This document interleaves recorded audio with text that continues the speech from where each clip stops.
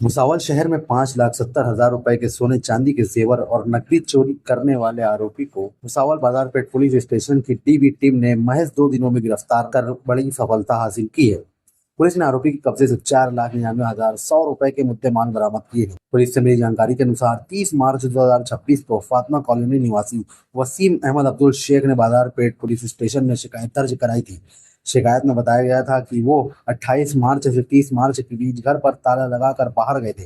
इसी दौरान अज्ञात चोरों ने उनके घर का ताला तोड़कर अंदर रखे सोने चांदी के आभूषण और नकदी सहित कुल 5,70,000 रुपए का माल चोरी कर लिया। मामले की गंभीरता को देखते हुए जलगांव पुलिस अधीक्षक महेश्वर रेड्डी, अतिरिक्त पुलिस अधीक्षक अशोक नखाते, उप विभागीय पुलिस अधिकारी केदार बारबोले तथा पुलिस निरीक्षक राहुल वाघ के मार्गदर्शन में डीबी टीम को तुरंत जांच में लगाया गया।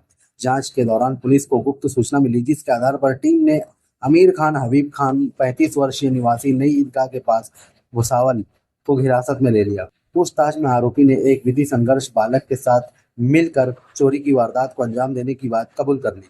पुलिस ने आरोपी के पास से चोरी किया गया माल बरामद करते हुए 4,99,100 रुपए का मुद्देमाल जब्त किया है। आरोपी को अदालत में पेश किया गया, जहां उसे 3 दिन की पुलिस कस्टडी रिमांड दी गई है।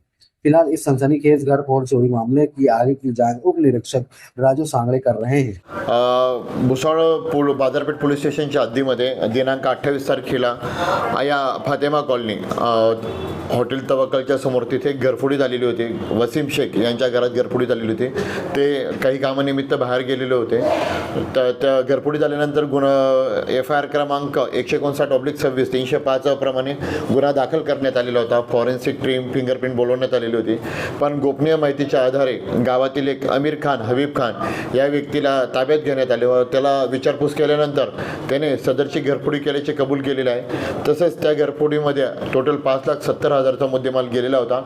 त्यातील आतापर्यंत जे सोनं आहे आणि कॅश आहे ते रिकवर करण्यात आलेले असून त्याला आता मान्य न्यायालयाने 3 दिवस PCR दिलेला आहे। पुढील तपास चालू आहे। सर, गुन्हेगाराची पार्श्वभूमी काय आहे? गुन्हेगाराची पार्श्वभूमी चेक करण्यात चालू आहे। PSI सांगळे यांच्याकडे तपास देण्यात आलेला असून ते पुढील तपास करत आहेत। 3 दिवसाच्या PCR मध्ये गुन्हेगाराची पार्श्वभूमी नक्कीच कळेल।